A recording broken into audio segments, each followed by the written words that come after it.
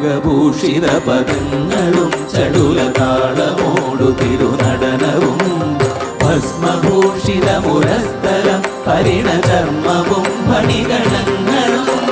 വാസുകി പരിവിശോഭിതം വിമലവക്ഷസുംഭവഭയാവഹം ചന്ദ്രശേഖര തെളിഞ്ഞു കാണണം അന്തികേ മമ സദാശിവ നീലകണ്ഠതപനീലകണ്ഠവുമതിൽ കുളഞ്ഞുര ഹിമാലയും ഭൂവിശോഭ വഴിയും കരങ്ങളിൽ കമടമാരവകളും തുടി ശൂലപാണേ